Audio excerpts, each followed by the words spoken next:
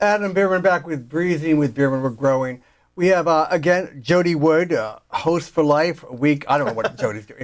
I want him for life. He can, From around every month. Yeah, yeah. If he's there, he comes. Lauren Lepre has been coming, bringing in huge guests. But Jody kind of tops everybody because he's back with Robert Downey Jr.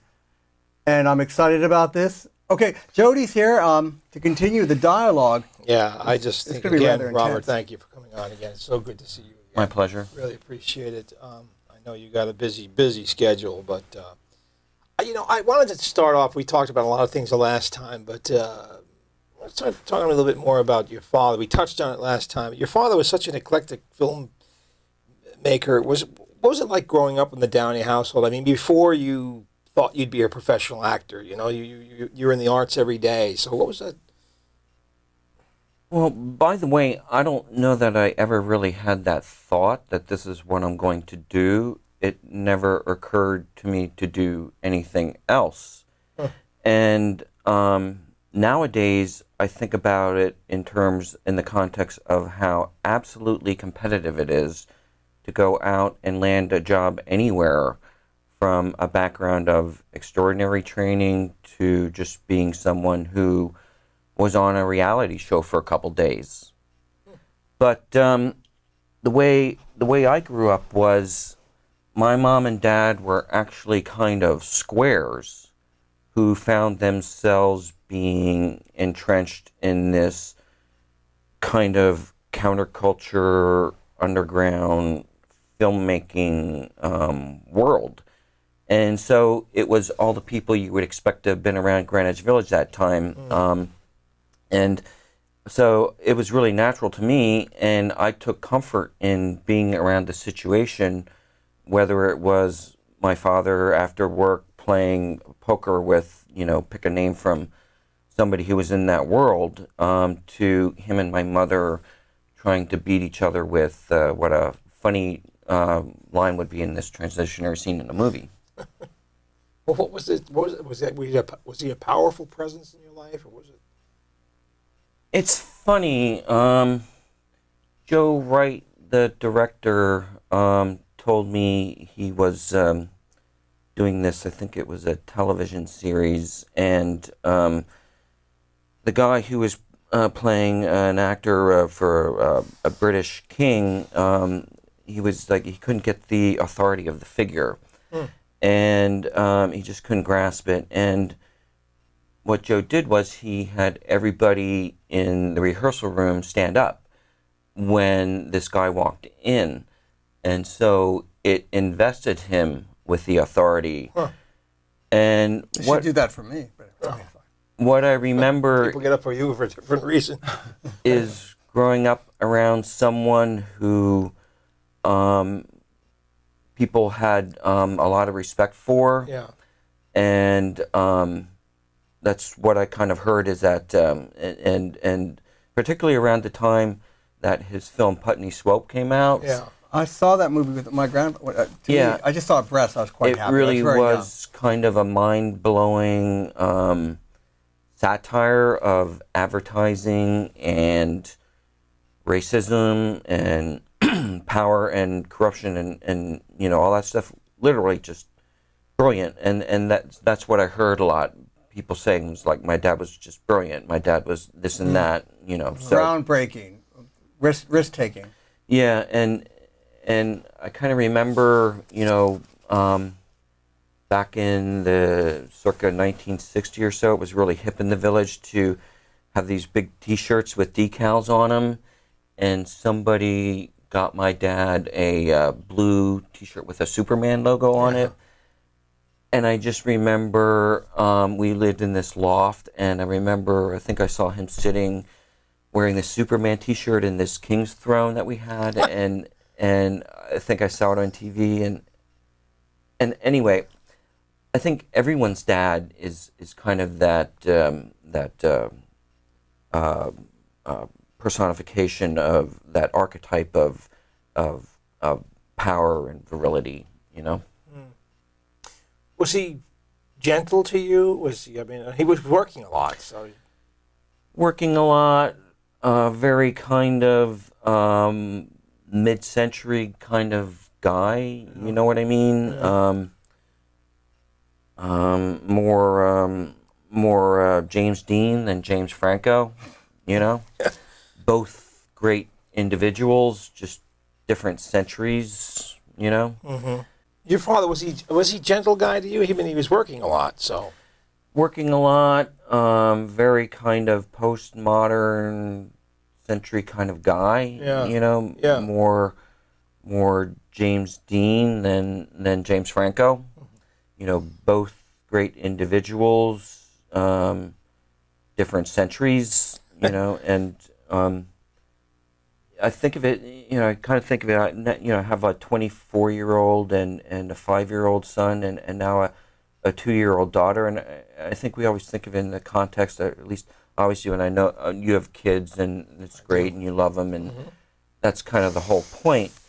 But I find myself thinking in context of my parenting in terms of my parents, and I realized that as nutso and as gonzo as that emerging generation was, in obviously there's like casualties littering the seascape of that generation, but I kind of remember a very thoughtful and considerate and affectionate and attentive dad.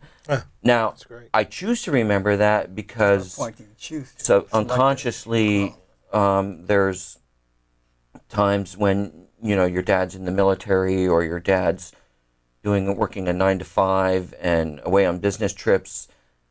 My dad was almost always home, and if he was on set, I was either there or probably on my way there. That's pretty amazing. I mean, he had the life where he included you in the beginning. Sure. I mean, some would say too much, but it's all relative. Well, there are stories about that, right? Marijuana. I mean, if I could include having marijuana use at a young age or something, the chemical distance. Well, he included you in some adult things while you were still a kid. Sure. Maybe it wasn't the best decision. But. All right.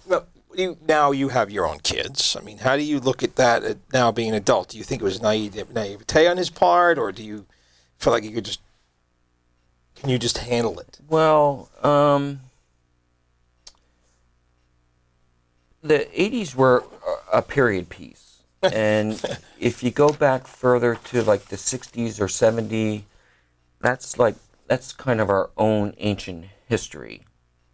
And so it might as well be like the Renaissance back in the 1660s. You know, you just had kind of a different set of priorities, a different set of tools and responsibilities for living the examined life or whatever. And I just choose to remember it fondly. I read a story where your dad backed you up when you told the school you weren't really interested in being in the school. And looking back, you think your father really felt like he was doing you a favor at that point? Or, I mean, I guess what I want to know is, with your age and wisdom and experience, right, how did that influence your idea of right and wrong, or did you have to relearn what's right and wrong? Well, if you think about the negotiation generation of the very child-centric 90s, where kids are now off to school, or they're dropped out, or they're wondering what they're going to do, or they're in college and wondering what they're going to do. Previous to that, there was this kind of stoic mindset of there comes a time when you have to boot your kid out of the nest to show them that blah, blah, blah. And I'm sure that goes back to, you know, post-war stuff and probably turn of the century stuff, and I'm sure it just goes back and goes back and goes back. But that's why it's kind of, you know, been in this kind of reverie lately, and that's why it's kind of been a good time to be catching up and, you know, just talking, and, you know, we're not trying to sell soap, we're just trying to, you know, talking and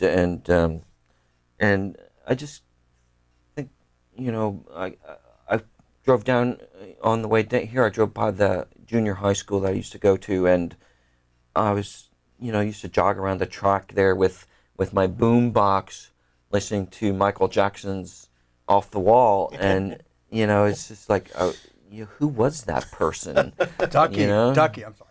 Yeah, we I remember was that. just a product of this huge influx of music and commercialism and all that stuff, and it's